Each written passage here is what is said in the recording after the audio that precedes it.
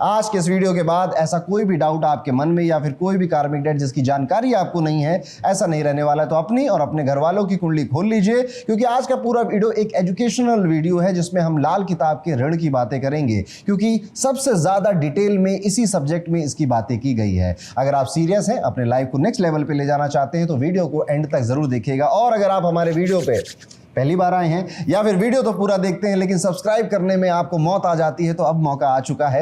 Bell icon दबा दीजिए, channel को सब्सक्राइब कर लीजिए, क्योंकि ज्योतिष और अकल्ट की दुनिया से रिलेटेड रहस्यमय वीडियो हम आपके लिए अक्सर लेकर आते रहते हैं। चलिए सबसे पहले शुरू करते हैं कुंडली के बेसिक्स को समझना। आपके पास आपकी जन्म कुंडली होनी चाहिए, तभी तो जाकर आप आगे समझ पाएंगे कि ऋण कौन कौन से आपके पास हैं। अब जन्म कुंडली नहीं है अगर आपके पास, तो जाइए डिस्क्रिप्शन में इस दुनिया का, ब्रह्मांड का सबसे अच्छा एस्ट्रोलॉजिकल ऐप हॉरोकॉस्मो ऐप, वहां पर उसका लिंक मिलेगा, उसे डाउनलोड करिए, अपनी बर्थ डिटेल डालिए और कुछ इस तरह से आपको अपनी जन्म कुंडली दिखाई दे रही होगी। आज मैं कॉन्सेप्ट आपको लाल किताब के ही बताऊंगा, लेकिन आपकी जन्म कुंडली, ताकि आपको कुछ कंफ्यूजन ना हो कि लाल किताब कुंडली देखनी है कि जन्म कुंडली देखनी है। बस ये जो कुंडली आ रही ना, जिसे आप D1 चार्ट, राशि चार्ट, बर्थ चार्ट, जन्म कुंडली, जन्म पत्री, हर नाम से जानते हैं, बस इसी में आपको हर सूत्र को देखना है और फिर मुझे कमेंट कर बताइएगा कि कितनी बातें आपकी लाइफ से रिलेट हुई। लाल किताब एक ऐसा सब्जेक्ट है जिसमें बहुत आसानी से आपके जीवन की छोटी छोटी बातों को भी बताया जा सकता है, और इसी लाल किताब को पढ़कर जो जितनी भी पुस्तकें आई हैं, हमने आपके लिए क्रिएट की है लाल किताब रिपोर्ट। लाल किताब रिपोर्ट में पहले जहां पर लैंग्वेज में कई सारे लोगों को इश्यूज आ रहे थे, वो बिल्कुल रिमूव हो चुके हैं और इसका एक अपग्रेडेड फॉर्म आपके सामने आप अपनी स्क्रीन पर देख सकते हैं। इस लाल किताब रिपोर्ट में आपको आपकी कुंडली में जितने ऋण हैं, जो आज कुछ मैं बताऊंगा यूट्यूब पे, पर बाकी बहुत ऋण और भी होते हैं, वो तो मेंशन मिलेंगे ही मिलेंगे। सभी ग्रहों का एक साथ आपकी कुंडली में क्या असर है ये तो पता चलेगा ही चलेगा।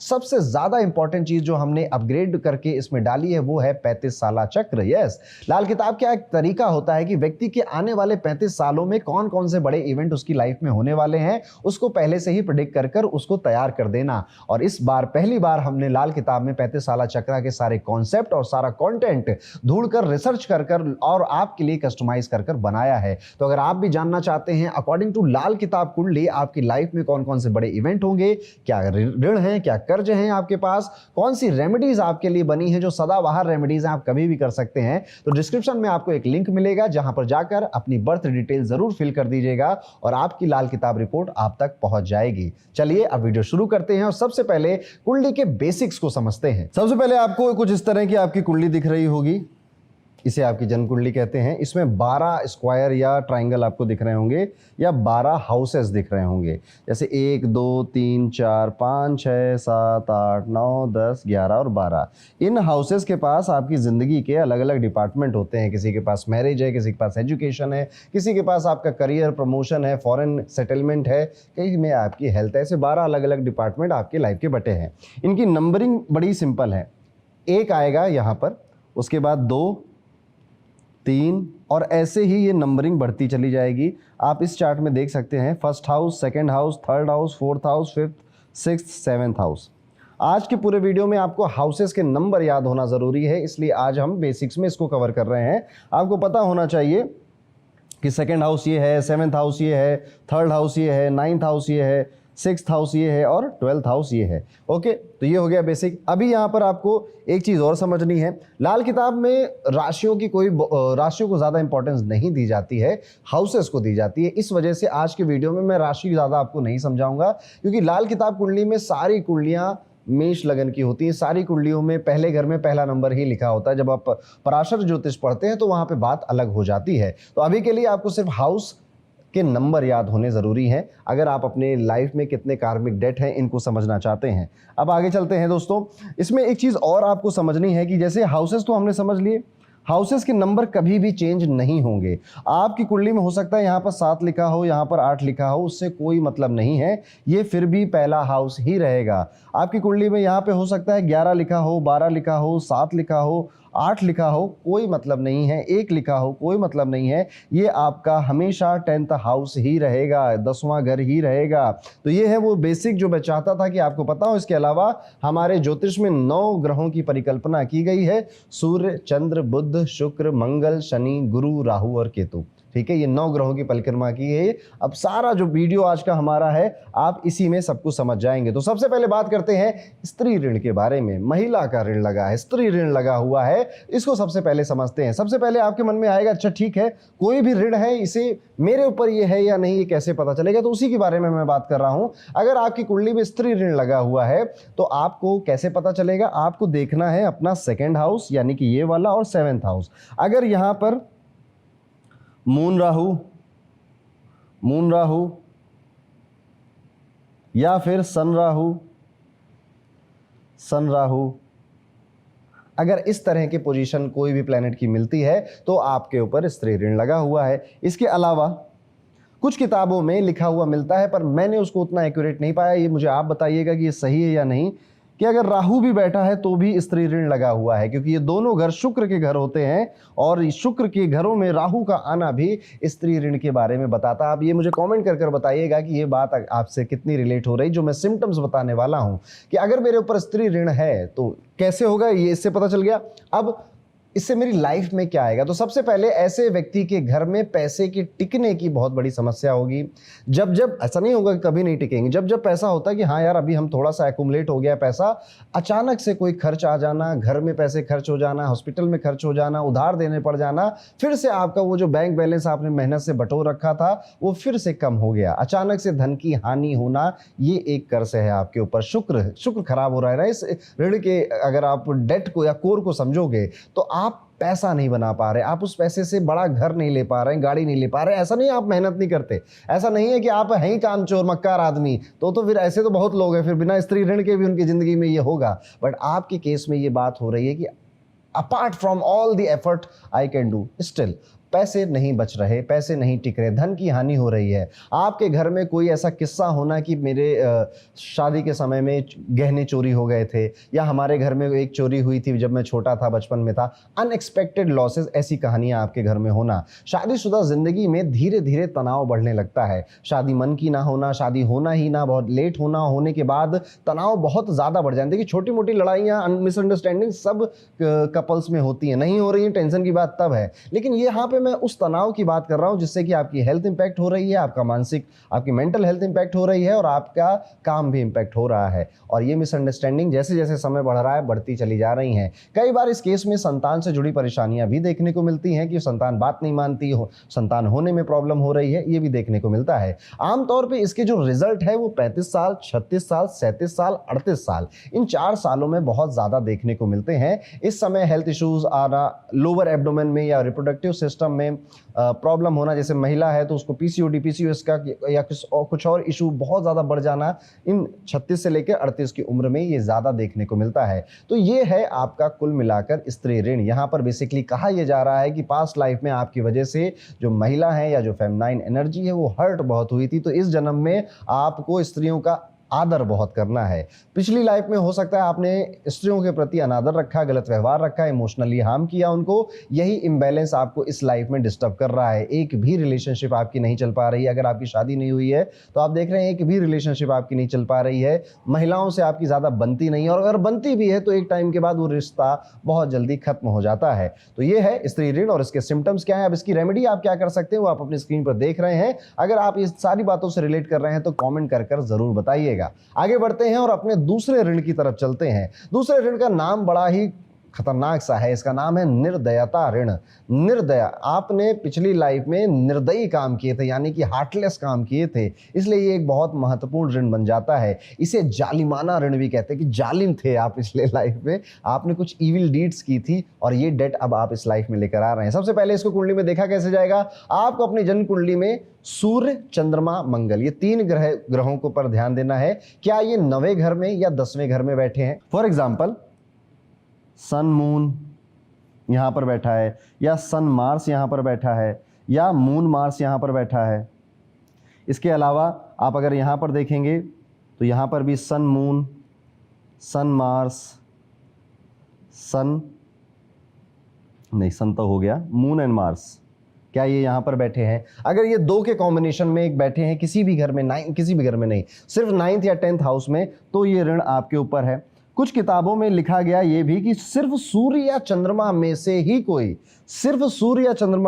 कोई अकेला भी यहाँ बैठ जाएगा तो भी आपके ऊपर ये ऋण माना जाएगा। अब आप मुझे बताइएगा कि अगर आपका सिर्फ सूर्य और चंद्रमा में से ही कोई यहाँ पर बैठा है तो कितनी बातें आपकी लाइफ से रिलेट हो रही हैं। पर सबसे पहले उन बातों को समझ लेते हैं जो कि आपको देखनी है कि मेरी लाइफ में हो रहा है, क्योंकि अगर निर्दयता ऋण आपके पास है तो क्या संकेत आपको मिलेंगे। सबसे पहला, ऐसे लोगों की जिंदगी में अचानक से बैड लक एक्टिवेट हो जाता है। जब आपको लग रहा होता है now everything is okay, everything is very smooth, अचानक से आप देखोगे कि नौकरी से निकाल दिए गए, अचानक से आपने देखा कि आपकी मैरिज में प्रॉब्लम आ गई, अचानक से घर में कोई एक्सीडेंट या इंसिडेंट हो गया जिससे आपको लगेगा ओ शिट यार, अभी तो सब सही हुआ था लेकिन अब सब फिर से सब खराब हो रहा है। चीजें बनते बनते बिगड़ जाना, साउथ फेसिंग घर में रहना, साउथ की दिशा आपके घर में काफी एक्टिव है, उसके इफेक्ट आपकी लाइफ में काफी इंटेंस दिखाई दे रहे हैं। हेल्थ की बात करें तो यहाँ पे आपके स्लीप डिसऑर्डर लगभग बहुत लंबे समय से आपके पास है। स्ट्रेस तो अब आपकी सहेली बन गई है,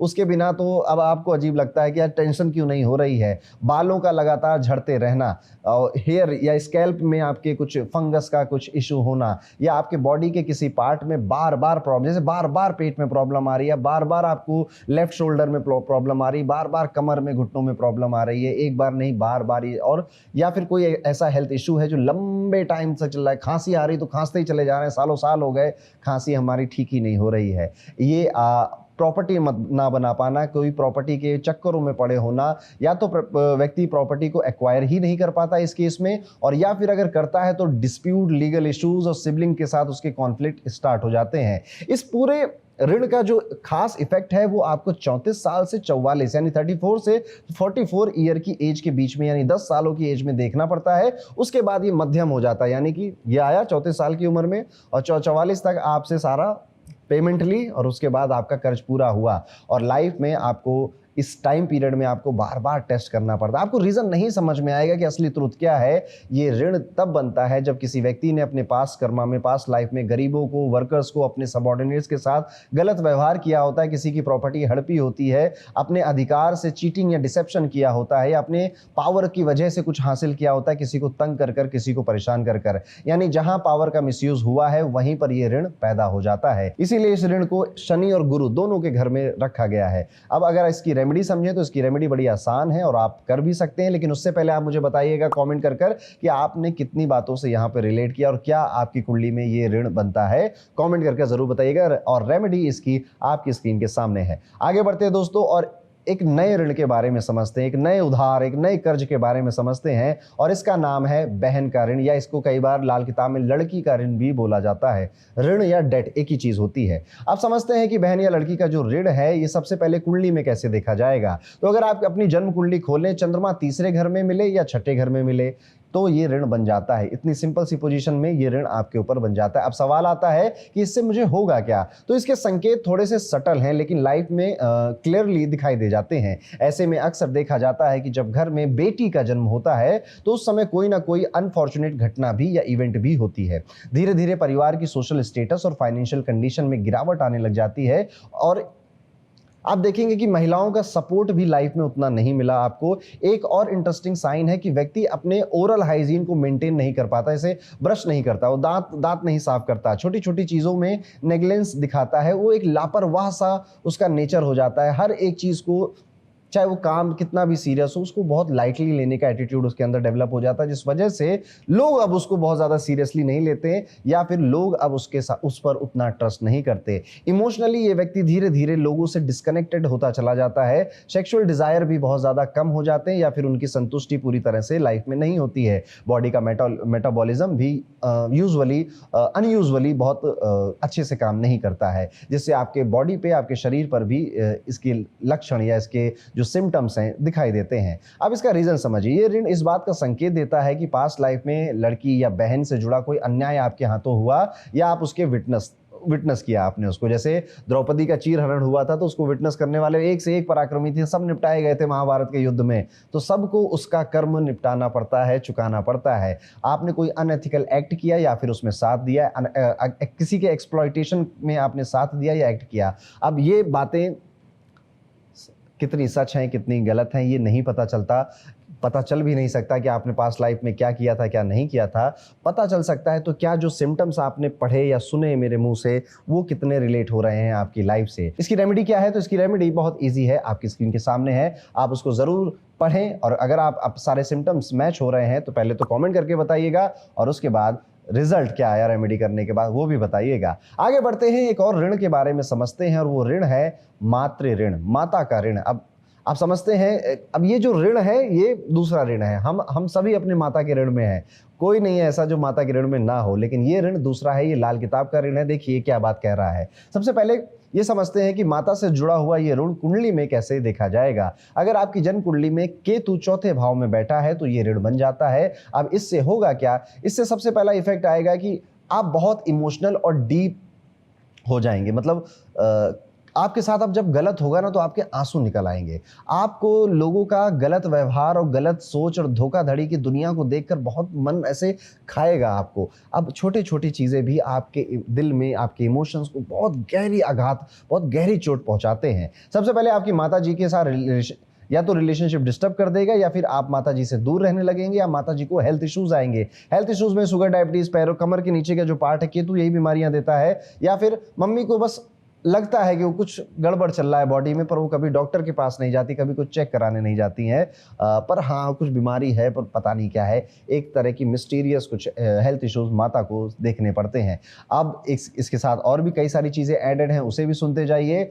आपके खुद की संतान आपकी बात नहीं मानेगी, आपकी खुद की संतान आपकी इज्जत सम्मान नहीं करेगी। आपके घर के आसपास या फिर आपके एंसेस्ट्रल जो गाँव हैं, एंसेस्ट्रल जो प्रॉपर्टीज़ है उनके आसपास कोई बड़ा सा कुआं या कोई बहुत बड़ी नदी, नहर भी मिलना चाहिए। भले वो अब सूख गया है या बंद हो गया है पर पहले हुआ करता था। ये एक स्ट्रॉन्ग संकेत है कि आपकी इस लाइफ में भी property related issues, dispute, delay मिल सकते हैं, पीस नहीं मिलेगा और अननेसेसरी खर्चे भी आपके बढ़ते चले जाएंगे। तो देख रहे हैं, कहने के लिए माता का ऋण है पर कर्म कितना बड़ा है। ये आपकी प्रॉपर्टी, आपकी संतान और हर जगह आ रहा है। और इसकी जो रेमेडी है, सबसे अच्छी आसान रेमेडी कि इस जन्म में आप अपनी माता के लिए जितना अच्छा कर सके उतना अच्छा व्यवहार आपको रखना चाहिए, डिसरिस्पेक्ट बिल्कुल नहीं करनी है। और रेमेडी और क्या है, लाल किताब क्या कहती है रेमेडी के बारे में, आपकी स्क्रीन के सामने है, आप उसे जरूर पढ़िएगा। वीडियो में अब आगे बढ़ते हैं और बात करते हैं रिश्तेदारी ऋण के बारे में। जी, आपके रिलेटिव ना उस जन्म में आपका साथ छोड़कर गए थे, ना इस जन्म में छोड़कर जा रहे हैं। एक ऐसा ऋण भी है लाल किताब में बताया गया जिसे रिश्तेदारी ऋण बोला गया। अब कैसे बनता है कुंडली में? तो सबसे पहले कुंडली में इसे देखा जाएगा। अगर आपकी जन्म कुंडली में बुध या केतु पहले या 8वें भाव में बैठे हैं तो ये ऋण बन जाता है। फॉर एग्जाम्पल, अगर आपकी कुंडली कुछ इस तरह से है, बुध और केतु पहले भाव में, बुध या केतु 8वें भाव में, या सिर्फ केतु पहले भाव में, सिर्फ केतु 8वें भाव में, सिर्फ मरकुरी 8वें भाव में या सिर्फ मरकुरी पहले भाव में, अगर ये बना हुआ है तो आपके पास रिश्तेदारी ऋण है। अब इसका आप कहोगे कि अच्छा बढ़िया है ऋण है, उनका ऋण बना रहना चाहिए। नहीं, ऐसा नहीं है। अगर आपकी कुंडली में ऐसा योग बनता है तो सबसे पहले सवाल आएगा कि प्रैक्टिकल लाइफ में दिखाई कहाँ देगा। तो ऐसे में आप देखेंगे अक्सर अभी भी आपके रिश्तेदार और दोस्त आपके साथ पैसों से रिलेटेड, धन से रिलेटेड धोखाधड़ी करते हैं या कर चुके हैं। आपने किसी को पैसा दिया, वो वापस आने का कभी नाम ही नहीं लेता है। बार बार ऐसी सिचुएशन बनती है जहाँ पे आपका विश्वास दोस्ती पे या रिश्तेदारी पे या जिस पर आपने यकीन किया उस पर टूटता ही चला जाता है। और अब आप ये कहने लग गए हैं कि भैया दुनिया में किसी भरोसा करने लायक नहीं है। धीरे धीरे व्यक्ति को लोगों पर विश्वास इतना कम हो जाता है कि वो अपने रिश्तों में भी दूरियां बना लेता है। अब कौन मामा, कौन चाचा, कौन बुआ, कौन मौसी, कौन स्कूल के दोस्त, कौन कॉलेज के दोस्त, कौन पहली नौकरी के कलीग्स, अब फर्क नहीं पड़ता। फाइनेंशियल लॉस भी उठाना पड़ता है और इमोशनली हर्ट भी हो जाते हैं। तो ये है ऋण जो आपको इस लाइफ में चुकाना पड़ सकता है। अब रीजन समझिए, ये ऋण इस बात का संकेत है कि किसी पास्ट कर्म में, पास्ट लाइफ में आपने धोखा दिया था किसी और को। आप वो रिश्तेदार थे जिन रिश्तेदारों से आज आप बच रहे हैं और शायद उस भरोसा तोड़ने का जो अन्याय किया है उसके लिए ये ऋण या ये पोजीशन आपको अपनी कुंडली में इस जन्म में मिली है। इसका जो रेमेडी है वो बहुत ईजी है, बहुत आसान है। और ये जो प्रॉब्लम है, मुझे लग रहा है कि किसी की कुंडली में नहीं भी होगा तो भी वो कहेगा कि यार ये तो मैं भी फील कर रहा हूँ। तो यस, ऐसा भी हो सकता है, बट यहाँ पर इंटेंसिटी, मजाक की बात अब छोड़ते हैं, इंटेंसिटी बहुत हाई है। सोचिए, आप किसी पे विश्वास ही नहीं कर पाते। अब हर कोई आपको यही लगता है कि ये मुझसे ज़्यादा पैसे मांग रहा है। इवन कोई शॉपकीपर भी हो, आपका अच्छा दोस्त भी हो, आपको लगता है कि यार उधारी देना तो सबसे गलत काम है। तो ये है वो रिश्तेदारी का ऋण और इसकी रेमेडी क्या हो सकती है, आप अपनी स्क्रीन पर देख सकते हैं, उसको जरूर करिएगा। और आपने कितनी बातों से रिलेट हुआ मुझे कमेंट करके जरूर बताइएगा। आगे बढ़ते हैं, बात करते हैं पितृ ऋण के बारे में। पितृ दोष अलग चीज है, यहाँ पर लाल किताब के पितृ ऋण के बारे में बात की जा रही है। सबसे पहले समझते हैं कि ये एक पावरफुल और कॉमनली देखे जाने वाला एक ऋण कैसे बन जाता है। सबसे पहले इस कुंडली में इसकी पोजीशन क्या है। तो अगर आपकी जन्म कुंडली में शुक्र, बुध, राहु दूसरे, पांचवें, नवे या 12वें भाव में बैठे हैं, इन तीनों में से कोई दो ग्रह दूसरे, पांचवें, नवे या 12वें भाव में बैठे हैं, जैसे कि दूसरा भाव ये है, पांचवा ये है, नवा ये है और 12वां भाव ये है। अब शुक्र और बुध साथ में, मरकुरी वीनस यहाँ पर आ जाए, मरकुरी वीनस यहाँ पर आ जाए। हो सकता है कि आपकी कुंडली में यहाँ पर इसके अलावा भी कोई और प्लेनेट आ जा रहा है, फिर भी ये ऋण माना जाएगा।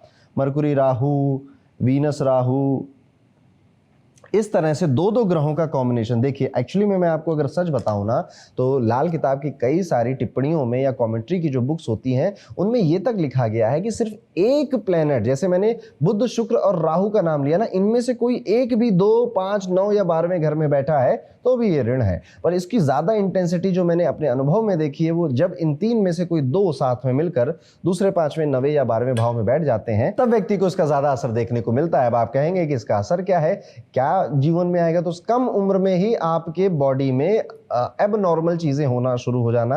जैसे आपका बहुत कम उम्र थी, आपके खानदान में किसी के बाल नहीं गए थे, आपके बाल झड़ने लग गए। आपके खानदान में सबके दांत मजबूत थे, आपके दांतों में इशू आने लग गया। आपके माता पिता, दादा दादी कोई ज्यादा इतना बीमार नहीं पड़ते थे, आप बार बार बीमार पड़ने लग गए। अब ये चीजें जरूरी नहीं है आपके साथ हो रही हैं, घर का जो बड़ा बेटा है या घर की जो बड़ी बेटी है उसके साथ भी ये हो सकता है। कुंडली में आपके है, पर अगर आपसे बड़े भाई या बड़े बहन है तो हो सकता है उनकी जिंदगी में ये हो रहा हो। ये एक स्ट्रॉन्ग संकेत है। साथ ही साथ ऐसा भी होना कि बार बार खांसी आ रही है, बार बार हेल्थ इश्यूज हो रहे हैं, संतान से जुड़ी प्रॉब्लम बार बार आपके घर में है, मम्मी को भी हुई, बिटिया को भी हुई, अब उनके बच्चों को भी हो रही है कि बेबी होने में सबको इशू होते हैं। लाइफ में ग्रोथ क्या होती है तो भूल ही से ही गए हैं।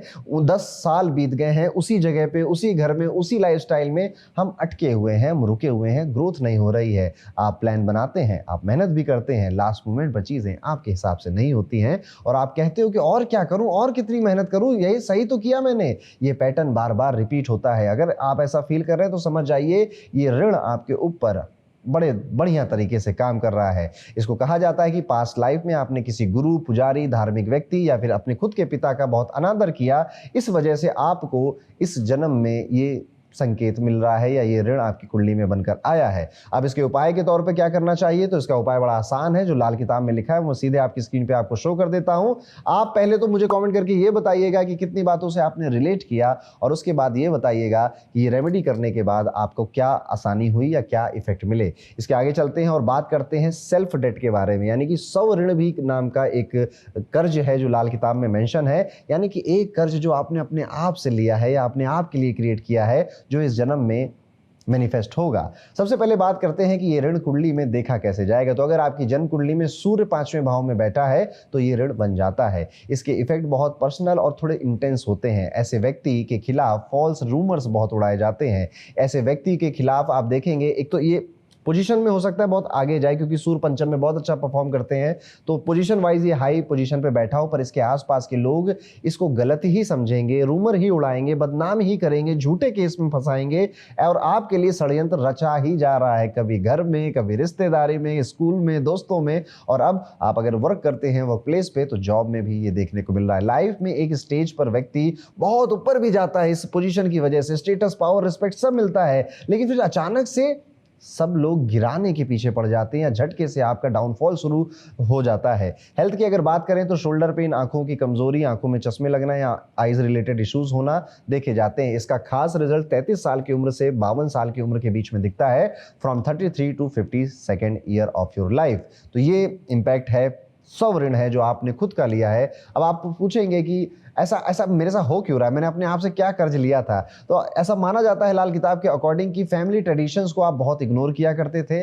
घर में कोई पूजा पाठ होती थी तो आप बहुत इग्नोर करते थे। आपने अपनी झूठी गवाही से किसी को सजा दिलवाई थी, इस वजह से आपके जन्म में, आपकी कुंडली में ये ऋण बनकर आया है। अब आप मुझे कॉमेंट कर बताइएगा कि आप कितनी बातों से इसमें रिलेट कर रहे हैं। अगर ये पोजीशन आपके हॉरोस्कोप में, आपके किसी जानने वाले के हॉरोस्कोप में है और रेमेडी इसकी क्या कर सकते हैं वो आप अपनी स्क्रीन पर देखिए। ही रहे हैं, ये इसकी सबसे बेस्ट और सबसे आसान रेमेडी है। उसके बाद अब आगे बढ़ते हैं, बात करते हैं अजन्मा ऋण के बारे में, डेट ऑफ अनबॉर्न।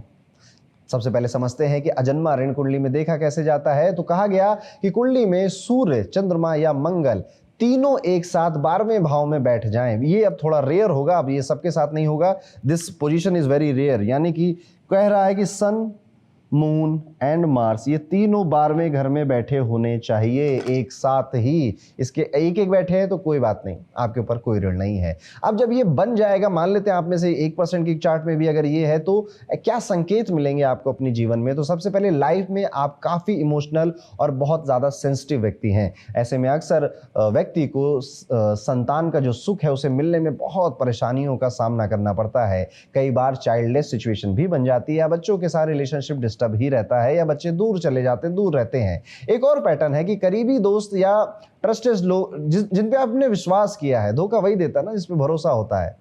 ऐसे लोग भी आपको बहुत मिले इस जन्म में, इस जीवन में। यानी कि जहां आप सबसे ज़्यादा विश्वास कर रहे हैं, सबसे ज़्यादा भरोसा कर रहे थे, वहीं पर आपको चोट मिलती है। अगर आप ऐसी जगह रहते हैं जहां पास में कोई शमशान है या कोई कब्रिस्तान है, या आपका घर ही साउथ फेसिंग है, या आपके घर के पास कोई बहुत बड़ा सा गंदा पानी या नाली बह रही है, तो ये इस ऋण का इफेक्ट माना जाता है। इस ऋण को और ज़्यादा वर्स कर देता है और ज़्यादा खराब कर देता है। अचानक से अनफॉर्चुनेट इवेंट बढ़ने लग जाते हैं। अब इसका रीज़न है, बहुत कार्मिक रीज़न है। ये ऋण तब बनता है जब पास्ट कर्म में, पास्ट लाइफ में आपने किसी अनबॉर्न, जो बच्चा अभी पैदा भी नहीं हुआ है, उससे रिलेटेड कोई अन्याय किया था। अब आप समझ गए कि ये अन्याय क्या होता है, कैसे होता है। अब इसकी रेमेडी आपको इस जन्म में जरूर करनी चाहिए, लेकिन रेमेडी जाने उससे पहले जरूर बताइए कि अगर आपके चार्ट में ये कॉम्बिनेशन बन रहा है, आप किसी को जानते हैं, तो क्या आप ये सारे सिम्टम उनकी लाइफ में महसूस कर पा रहे हैं? आपको यहाँ पर एक श्रीफल लेकर अपने परिवार के साथ किसी बहते हुए पानी में, जैसे नदी में, प्रवाहित करना चाहिए। और इस रेमेडी को और डिटेल में आप अपनी स्क्रीन पर पढ़ सकते हैं। तो ये है अजन्मा ऋण, जो लाल किताब में मेंशन है। इसके आगे बढ़ते हैं दोस्तों। अभी कर्जों की लाइन खत्म नहीं हुई है, कर्जों की लाइन बड़ी लंबी है। इसे देवी का ऋण बोला जाता है, या कई बार इसे देवता ऋण या कुल देवता ऋण भी बोलकर लाल किताब में मेंशन किया गया है। सबसे पहले तो ये देवी का ऋण कैसे लगेगा आपको? अगर आप अपनी कुंडली देखें, मंगल और चंद्रमा ये दोनों छठे भाव में बैठे हुए मिल जाएं आपको, यानी कि आपने अपनी कुंडली उठाई और मून और मार्स आपको 6th हाउस में दिख गए, तो समझ जाइए लाल किताब के अकॉर्डिंग ये ऋण आपके ऊपर लगा हुआ है। ऐसे में व्यक्ति को संतान सुख में परेशानी तो आएगी ही, बच्चों के साथ रिलेशन स्मूथ नहीं रहेगा, कई बार बच्चों की मैरिज में भी प्रॉब्लम आएगी, आपके खुद के शरीर में बैक पेन, कानों में प्रॉब्लम होना, सुनने में प्रॉब्लम होना, देखने में प्रॉब्लम होना, अनएक्सप्लेन्ड डिस्कम्फर्ट एक बना ही रहता है। एक बहुत इंटरेस्टिंग साइन है कि बार बार जो डॉग से रिलेटेड इश्यूज आपकी लाइफ में या आपके घर में होते रहते हैं, जैसे पापा को भी कुत्ते ने काटा था, मुझे भी डॉग ने काट लिया, बाइट कर लिया, ऐसा डॉग के साथ आपका एग्रेसिव बिहेवियर या उनके साथ आपकी बनती नहीं है, देखते ही आंखों में खून उतर आता है, उनके भी और आपके भी।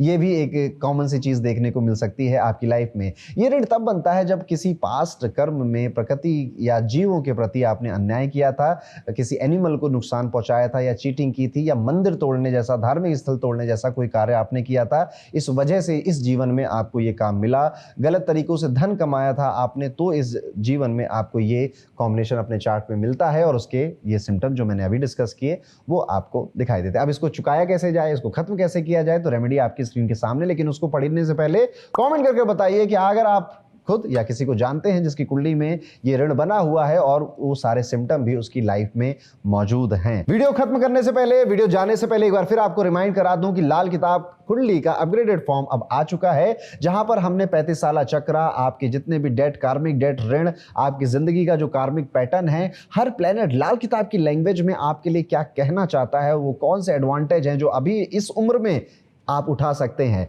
35 साला चक्रा, जैसा मैंने पहले भी डिस्क्राइब किया है कि ये जैसे मेरी कौन सी दशा में क्या होगा आप पूछते हैं ना, ये वही है, बट लाल किताब का थोड़ा सा टच है इसके अंदर। लाल किताब के कुछ बहुत गहरे सूत्र हैं इस कॉन्सेप्ट के अंदर। ये भी सब आपको आपकी कुंडली के अकॉर्डिंग, आपकी बर्थ डिटेल्स के अकॉर्डिंग मिलता है। नीचे डिस्क्रिप्शन में आपको एक लिंक मिलेगा, जाइए अपनी बर्थ डिटेल्स फिल करिए और अभी ऑर्डर करिए अपनी लाल किताब रिपोर्ट। वीडियो खत्म करने से पहले, कुछ दिनों पहले मैंने स्वर विज्ञान पर एक बहुत अच्छा वीडियो बनाया था, जिसमें आप सबके भर भर के कमेंट आए हैं। आपने भी अगर अभी तक ये वीडियो नहीं देखा है तो इस लिंक पे जाकर क्लिक कर आप वो वीडियो देख सकते हैं, जिसमें आप अपनी ब्रेथ से अपनी लाइफ को कैसे चेंज करते हैं, वो सारी चीजें उसमें सिखाई गई हैं, पढ़ाई गई हैं। तो ये था दोस्तों, क्या होता है लाल किताब ऋण और कैसे देखा जाता है लाल किताब ऋण? ये टॉपिक थोड़ा मुझे लग रहा है कॉम्प्लेक्स है या टफ होगा, पर मैं इसे जितनी आसानी से आपको समझा सकता था मैंने पूरी कोशिश करी है। आप मुझे कमेंट करके जरूर बताइए कि ज्योतिष में पढ़ने में पहले तो मजा कितना आ रहा है, पहली बात, और दूसरी बात कि आपको लाल किताब से रिलेटेड या ज्योतिष से रिलेटेड कुछ और समझ में आना है या कुछ पढ़ना चाहते हैं आप जिससे आपके अलावा और भी लोगों का फायदा हो, जरूर मुझे बताइए। मैं उस पर रिसर्च कर जरूर अपना पॉइंट ऑफ व्यू रखूंगा, अपना वीडियो लेकर आऊंगा। मिलता हूं आपसे अगले वीडियो में, तब तक के लिए राधे राधे।